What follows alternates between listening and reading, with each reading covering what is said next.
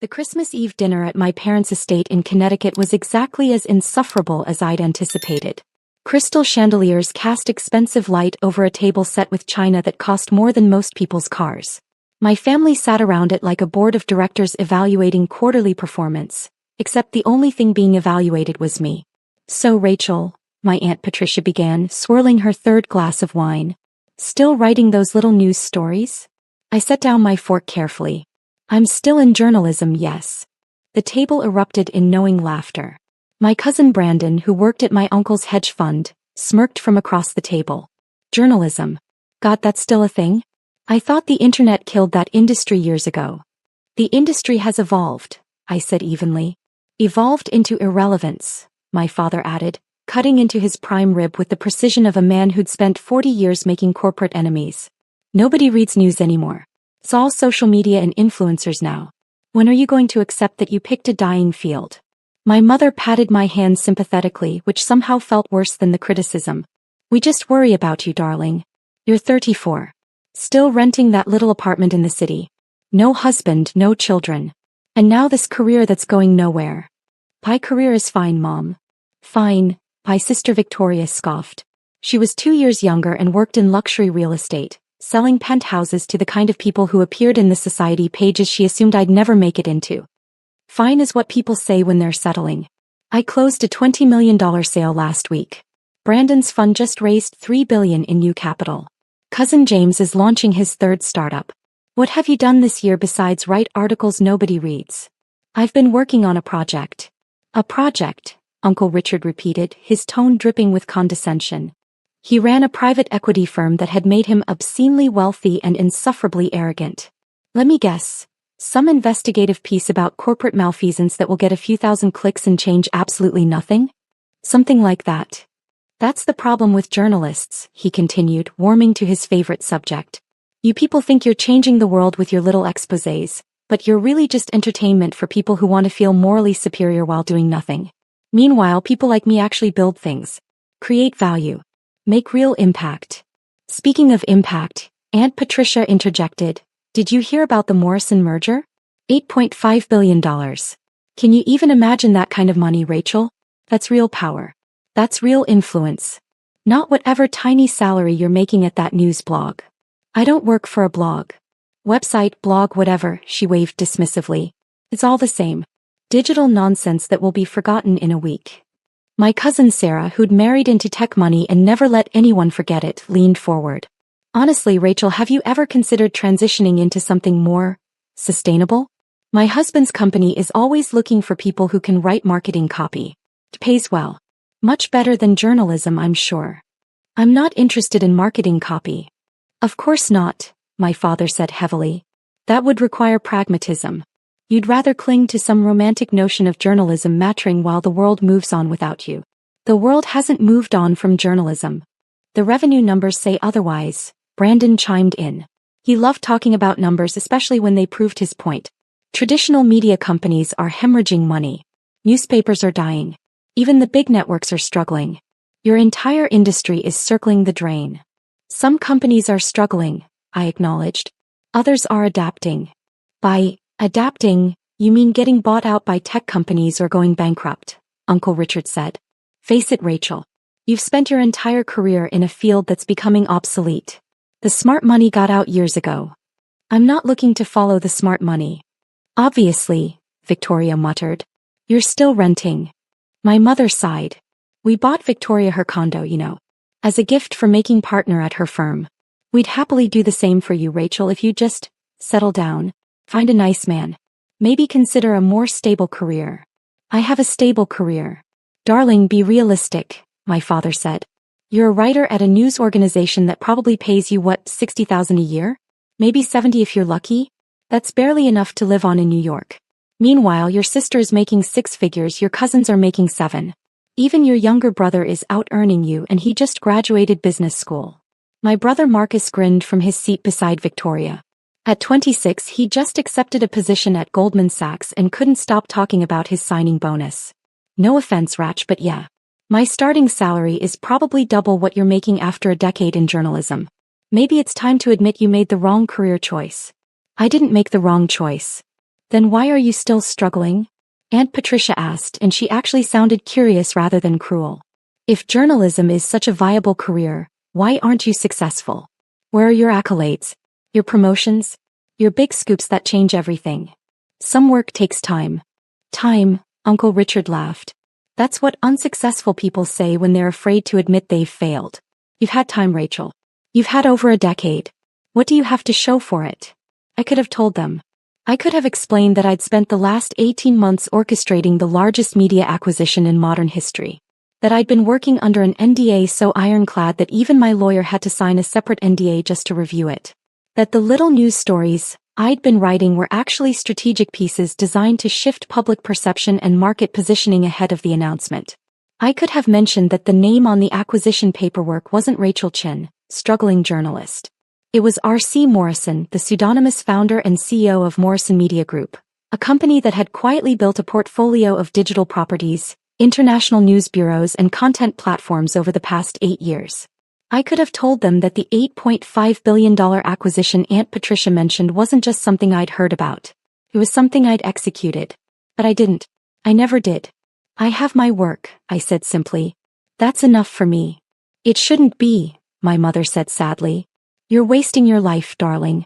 You're wasting your potential. Your mother's right, my father added.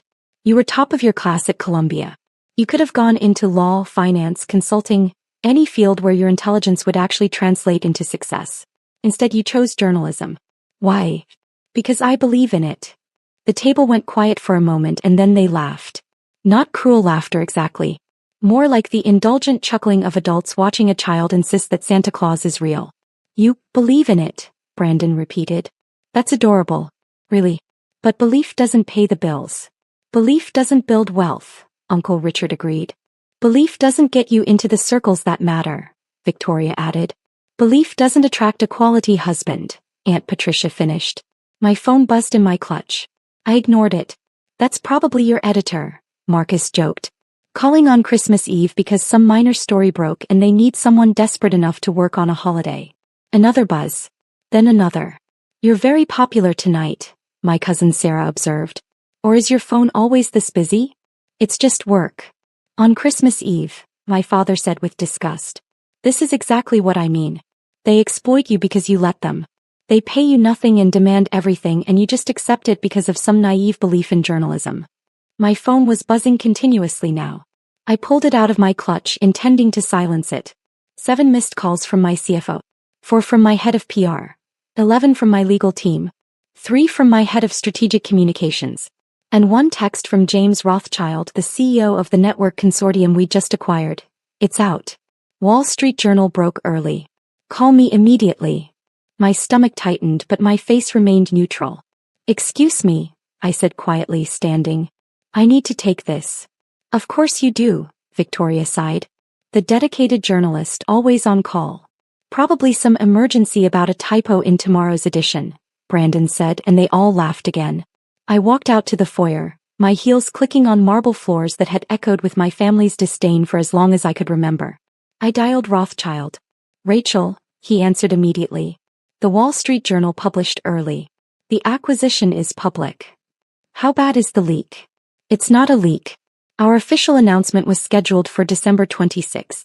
They ran it tonight but everything is accurate. Your name is on it. R.C. Morrison is public knowledge now. I closed my eyes. Send me the article. Already in your email. But Rachel, you should know, it's above the fold. Main headline. Mystery media mogul R.C. Morrison revealed as Rachel Chin, 34, in stunning $8.5 billion network acquisition. They have everything. Your background, your history, your Columbia degree. They connected all the dots. How? Someone on the regulatory filing team got sloppy. Doesn't matter now. The story is out. Bloomberg picked it up 10 minutes ago. Reuters just went live. CNN is running a breaking news banner. Your face is going to be on every financial news program by midnight. What's the market reaction?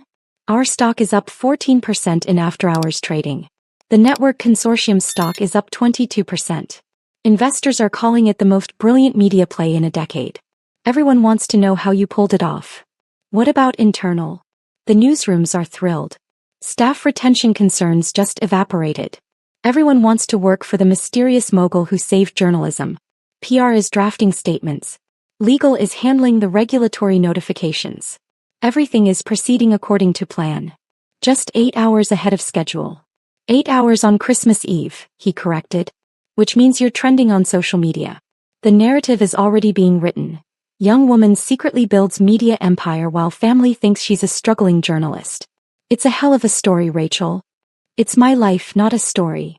Well, it's both now. You need to make a statement. I'll handle it. Your family is going to see this. If they haven't already. I know. Do you want me to send the PR team to help manage? I said I'll handle it. I ended the call and opened my email. The Wall Street Journal article was there, complete with a photo they must have gotten from my Columbia graduation. The headline was exactly as Rothschild described. The article detailed everything.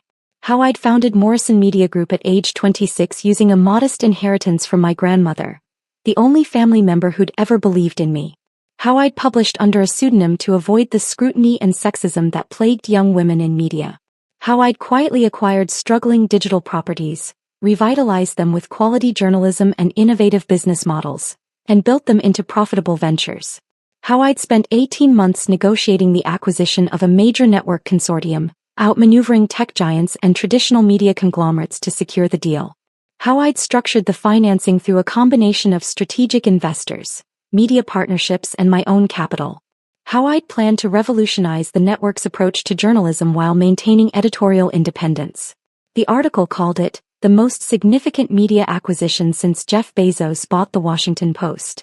It compared me to Katharine Graham and Arianna Huffington. It described my vision for the future of journalism in glowing terms. And it included my family's address in Connecticut. I heard footsteps behind me. My mother appeared in the foyer, her face pale. Rachel, she whispered. Your father just got a call from one of his colleagues. Something about you on the news. Something about billions of dollars. He said it must be a mistake, someone with the same name, but... It's not a mistake, Mom. She stared at me. What? The acquisition is real. The company is mine. The story is accurate. You bought a television network? I bought a consortium of 3 networks, actually, plus their digital properties, international bureaus and content partnerships. For $8 billion? $8.5 billion. The article was rounding down. My father appeared, his phone in his hand, his face red. Rachel, what the hell is going on? Richard just texted me a Bloomberg article with your name on it. Something about you being a CEO? I am a CEO. I have been for 8 years. 8 years, he repeated slowly. You've been running a company for 8 years and never mentioned it? I've been building a media empire while you all assumed I was a failure. Yes. Victoria emerged from the dining room, her own phone glowing in her hand. This can't be real. You can't be R.C. Morrison. That person is a genius. Billionaire. You're just a news writer? I finished quietly. That's what Aunt Patricia called me about an hour ago. More family members poured into the foyer now, all clutching phones, all wearing expressions of shock. Uncle Richard's face had gone from red to purple. Brandon looked like someone had hit him with a brick. You're R.C. Morrison, Uncle Richard said, his voice strangled. The R.C. Morrison who's been acquiring media properties across 3 continents? Yes. The one who turned around the Tribune network in 18 months? 22 months actually, but yes.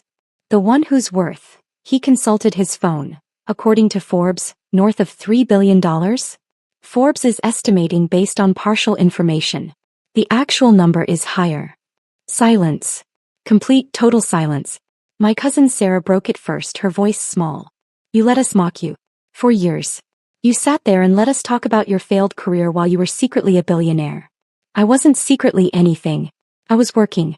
You all just assumed that because I didn't brag about it, there was nothing to brag about. You could have told us, my mother said, tears in her eyes. You could have said something. Anything. Why? So you could take credit? So you could tell your friends that your daughter was successful? You spent years telling me I was a disappointment. That I'd made wrong choices. That I was wasting my life. Why would I share my success with people who never believed in me? We're your family, my father said, but his voice had lost its authority. You treated me like a failure. Every holiday, every family gathering, every phone call. You compared me to Victoria, to Brandon, to Marcus. You found me lacking. You pitted me. We didn't understand, Victoria whispered. You didn't try to understand. You assumed. You judged. You mocked. Aunt Patricia had gone very quiet. The dinner conversation, she said slowly. When I asked about the Morrison merger. You done it. And you sat there and let me patronize you about real power and real influence. You were explaining my own acquisition to me. It seemed educational to hear your perspective. This is insane, Brandon said, running his hands through his hair. You've been sitting on a $3 billion fortune and living in a rental apartment? I like my apartment. It's close to my office. Your office, Marcus repeated. Where is your office? I have several. Primary headquarters is in Manhattan. International offices in London, Singapore, and Sao Paulo. The network consortium headquarters is in Los Angeles, but I'll be spending more time there now that the acquisition is public. $3 billion, Uncle Richard said again as if he couldn't quite process it. You're worth more than my entire fund.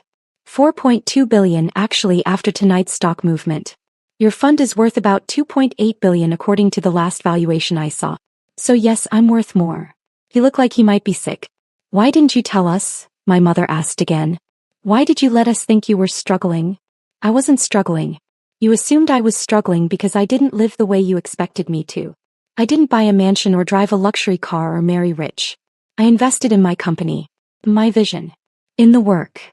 But we could have helped, she insisted. We could have supported you. We could have. You could have believed in me, I interrupted. You could have respected my choices. You could have trusted that I knew what I was doing. But you didn't. You spent a decade assuming I was a failure because I didn't succeed on your terms. My phone was ringing again. I glanced at it. My head of communications. I need to take this. I have a company to run and a media storm to manage. Rachel, wait, my father said. We need to talk about this.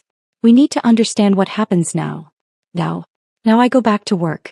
I've got 3 networks to restructure, 2,000 employees counting on me, and a vision for the future of journalism to implement. What you do now is up to you. You can't just leave, Victoria protested. This is huge. This changes everything. It doesn't change anything for me. I'm the same person I was an hour ago. You're the ones who are different now. You're the ones whose perception has shifted. Of course our perception has shifted, Uncle Richard snapped, some of his old arrogance returning. We thought you were nobody. Turns out you're one of the most powerful people in media. That's a significant update. And there it is, I said quietly. When you thought I was nobody, I wasn't worth respecting. Now that you know I'm powerful, suddenly I matter. That tells me everything I need to know about this family. That's not fair, my mother said. Isn't it? Aunt Patricia literally said that journalism was dead and I was writing little news stories that nobody reads. Now she knows I own 3 major networks and she's what, impressed? Should I be grateful for her approval now that it's based on my bank account instead of my character? You're being cruel, my sister said. I'm being honest. Something this family has never been good at. I answered my phone. Chin. Rachel, it's Amanda, my head of communications said urgently. We need a statement. The networks want interviews. CNN, Bloomberg, CNBC, everyone. They want you live tomorrow morning. I'll do one statement. Written. No interviews until after New Year's. They're going to push back hard. Let them. I've spent 8 years building this company in private. They can wait 1 more week for me to talk about it publicly. What about the narrative? Everyone's running different angles. Some are focused on your age, some on your gender, some on the pseudonym, some on the family angle. The family angle? Someone already pulled property records for your parents' address. They know you were at a family Christmas party when this story broke. The optics of the struggling journalist secretly being a billionaire while her wealthy family condescends to her it's a very compelling narrative. I looked at my family, still frozen in the foyer, all staring at me with expressions ranging from shock to confusion to calculation. The family angle is off limits, I said firmly. Make that clear to everyone. My family is not part of this story. Rachel, with respect, they made themselves part of the story the moment they... Amanda. The family is off limits. I'll give one statement about the acquisition, my vision for the networks and my plans moving forward. Nothing personal. Nothing about my background beyond what's already public. And definitely nothing about my family. Understood. I'll draft something and send it within the hour. Make it 30 minutes. I want this controlled before the morning shows start building their own narratives. I ended the call and looked at my family again. You're protecting us, my father said slowly. After everything we said tonight, you're keeping us out of the media narrative. I'm protecting my company. A messy family drama doesn't serve the mission. What is the mission? Marcus asked. He sounded genuinely curious.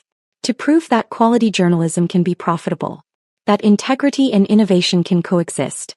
That the written word still matters in a digital age. That stories can change the world if they're told right. That's what you've been doing all along, my mother said softly. That's what you meant when you said you believed in it. Yes. We should have believed in you, she whispered. Yes, you should have. Another silence fell, this one heavier than the last. Uncle Richard cleared his throat. I owe you an apology. What I said at dinner about journalists not creating real value, about your industry being obsolete. You meant it, I said. Don't apologize for meaning it. Just recognize that you were wrong. I was wrong, he admitted. Spectacularly wrong. We all were, Victoria added. I'm sorry, Rachel. I'm sorry for how I treated you. For how we all treated you. Sorry doesn't erase a decade of condescension. No, my father agreed. It doesn't. But maybe it's a start. I studied him. This man who'd questioned every choice I'd made. Who'd compared me to my siblings and found me wanting. Who'd assumed I was a failure because I didn't chase his definition of success. Maybe, I said finally. But things are different now. I'm not the family disappointment anymore. I'm not the one who needs your advice or your pity or your concern. I'm the one with 3 networks to run and 2,000 employees counting on me. I'm the one who gets to define success on my own terms. We understand, my mother said. Do you? Because an hour ago you were offering to buy me a condo if I'd just settle down and get a real job. Now you know I could buy this entire estate in cash and not notice the money. Does that change how you see me? Or does it just change how you see my value? She didn't answer. That's what I thought. I walked toward the door, pulling my coat from the closet. You're leaving? Brandon asked. It's Christmas Eve. I have work to do. A statement to approve. A company to manage. A media empire to run. Will you come back? My mother asked quietly. For Christmas Day? I paused at the door. I don't know, Mom. I've spent a decade coming to these gatherings and being made to feel small. Being told I wasn't good enough, wasn't successful enough, wasn't living right. Do you know how exhausting that is? We didn't mean. You did mean it. That's the problem. You meant every word. You believed I was a failure. You pitied me. And now that you know the truth, you want me to pretend none of that matters. We want a chance to make it right, my father said. You had chances. Every time I tried to talk about my work and you dismissed it. Every time I said I was happy and you told me I was settling. Every time I asked you to trust me and you assumed you knew better. We were wrong, Victoria said. We were so wrong. Please, Rachel, don't shut us out. I looked at my sister. At this woman who'd spent years positioning herself as the successful one, the practical one, the one who'd made smart choices. Who'd sold penthouses and felt superior to my journalism career. I'm not shutting you out, I said finally. But I'm not going to pretend this didn't happen. I'm not going to make you comfortable with your own behavior. You spent years making assumptions about my life. Now you get to live with the reality. Which is? Uncle Richard asked. That the person you all pitted is now the most powerful media executive in the room. That the career you mocked is now shaping national conversations. That the choices you questioned built something that will outlast all of your hedge funds and real estate deals and corporate positions. You're right, he said quietly. You're absolutely right. I know I am. I've always known I was right. I just stopped needing you to know it too. I opened the door. Cold December air rushed in, carrying the scent of snow and possibility. Rachel, my mother called. Please. Just tell us one thing. What? Are you happy? With everything you've built, everything you've accomplished. Are you happy? I considered the question. Thought about my company, my vision, my work.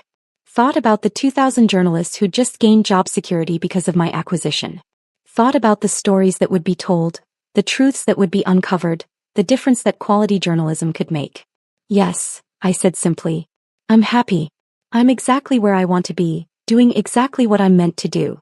The only thing that would have made it better is if my family had believed in me along the way. We believe in you now, my father said. Now that you have proof. Now that the evidence is undeniable.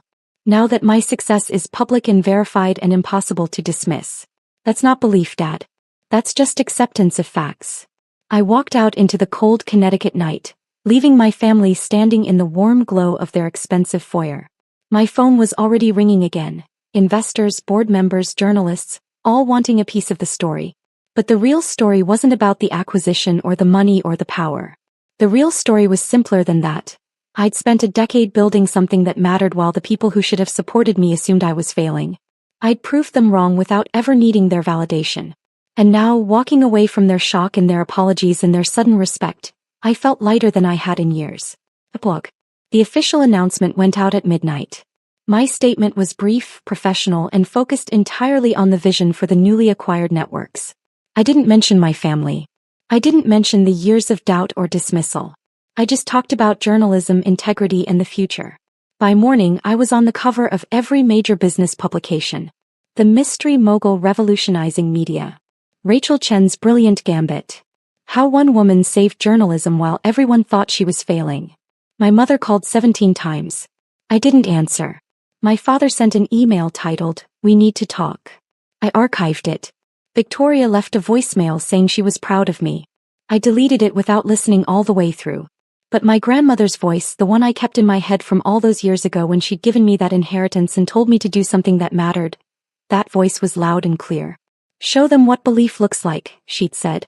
Show them that success isn't about their approval. I'd shown them. And it felt perfect. 6 months later, the networks I'd acquired were profitable for the first time in 4 years.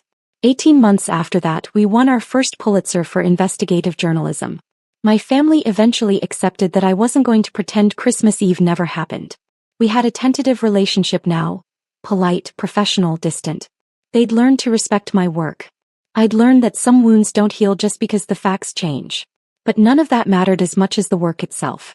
Because while my family had been laughing at my little news stories, I'd been building something that would outlast all of their assumptions. And that, in the end, was the best revenge of all.